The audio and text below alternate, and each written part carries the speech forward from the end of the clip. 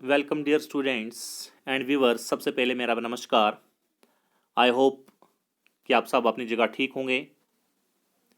तो आज हम आपके सामने क्लास 6 सब्जेक्ट इंग्लिश का पहला चैप्टर लाए हैं। इस चैप्टर का नाम है अ टेल ऑफ टू बर्ड्स। तो इस चैप्टर के जो टेक्स्ट बुक के क्वेश्चन आंसर्स हैं उनको आज हम इस वीडियो में वन बाय वन डिटेल में आपके साथ डिस्कस करेंगे। सो मुझे पूरी उम्मीद है कि आप इस वीडियो को अंत तक देखेंगे ताकि आप इन क्वेश्चन आंसर्स को अच्छे तरीके से समझ सकें। तो आइए अब हम शुरू करते हैं, क्वेश्चन आंसर्स को डिस्कस करते हैं। So let us start from question number 1। ये रहा क्वेश्चन नंबर 1 जिसको मैंने अंडरलाइन किया। क्वेश्चन नंबर 1 कहता क्या है? How did the two baby birds get separated? तो इस स्टोरी में दो बेबी बर्ड्स जो हैं वो एक दूसरे से कैसे अलग हो जाते हैं, एक दूसरे से कैसे सेपरेट हो जाते हैं, उसका आंसर हम पढ़ते हैं। One day there was a big storm and the wind blew down many trees.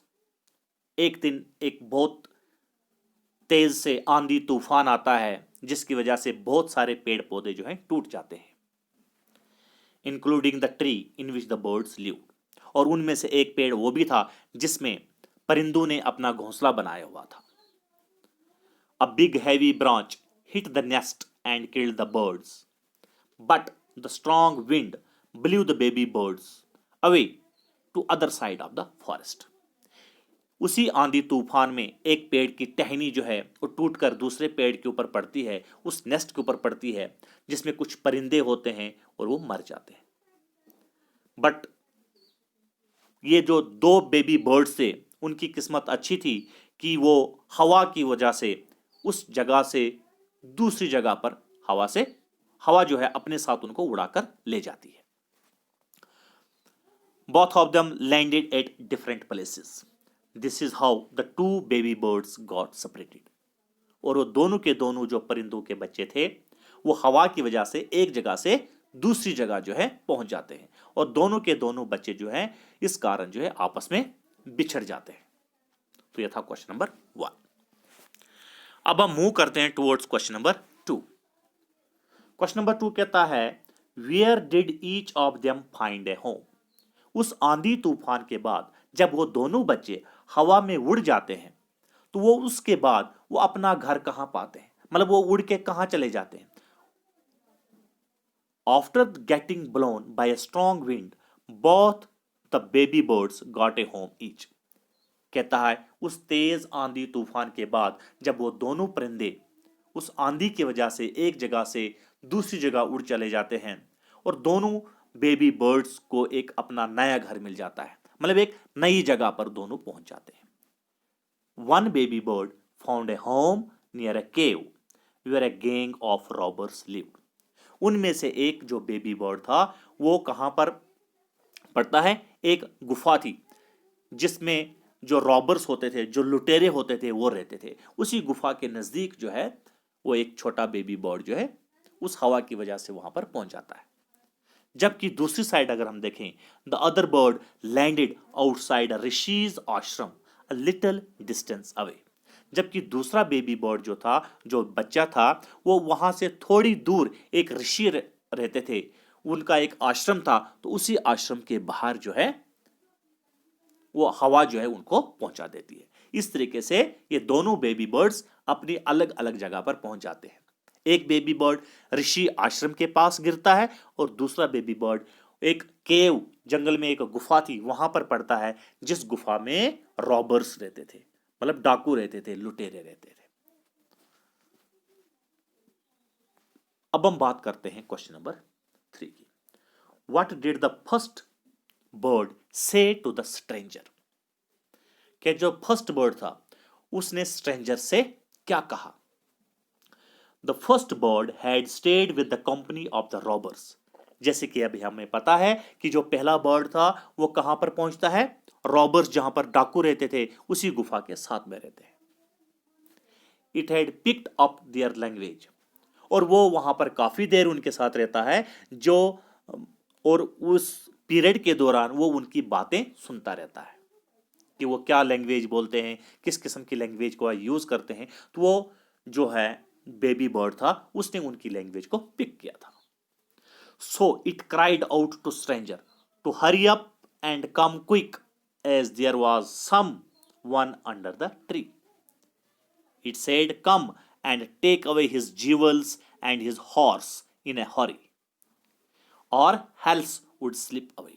तो वहां पर क्या चलाता है कि आए, जल्दी आए, यहां पर पेड़ के नीचे कोई आदमी सोया हुआ है, तो इसके पास जितने भी हीरे जवाहरात ज्वेलरी है और इसके पास एक घोड़ा भी है, हम उनसे छीन लेते हैं। इससे पहले कि वो जागे तो हम ये तमाम चीजें उनसे छीन लेते हैं। ये कौन कहता है? Baby bird.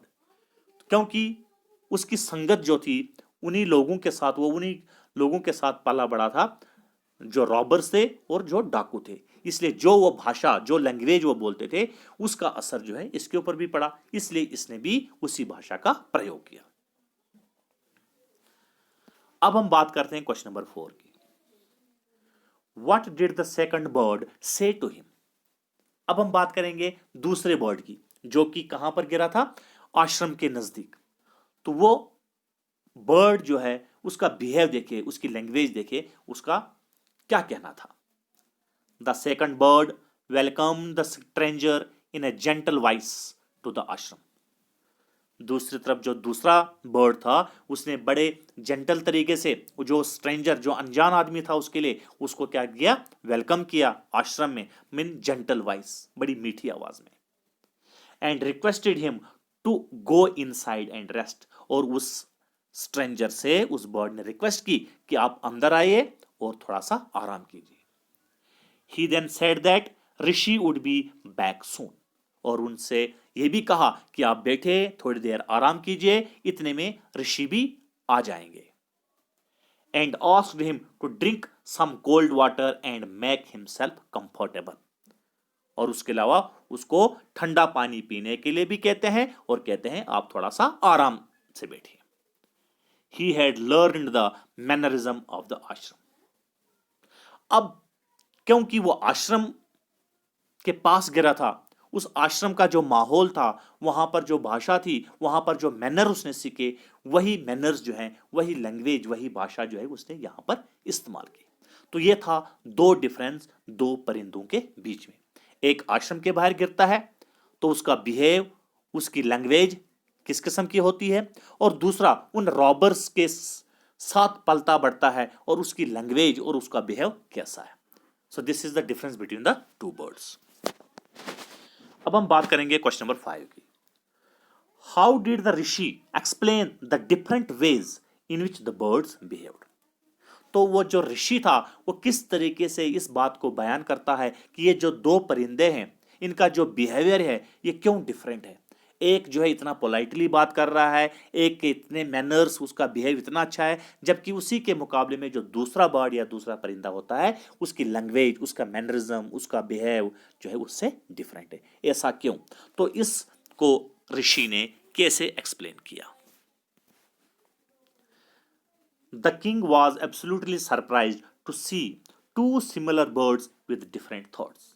तो जो स्ट्रेंजर था, वो एक राजा था, वो इन दो परिंदों को देखकर बिल्कुल हैरान रह गया कि किस तरीके से दो एक जैसे परिंदे जो हैं अलग अलग तरीके से उनके थॉट्स हैं और अलग अलग तरीके से उनका बिहेवियर है। The Rishi smiled and explain the different ways. Rishi ने इस बात पर थोड़ा सा मुस्कुराया और इसके पीछे जो रीजन था उसको जो है एक्सप्लेन किया राजा के सामने। In which the birds behaved by saying after all one is known by the company one keeps. और इस तरीके से ऋषि ने राजा को एक्सप्लेन किया कि किस तरीके से ये दो बर्ड्स जो हैं अलग अलग तरीके से बिहेव करते हैं।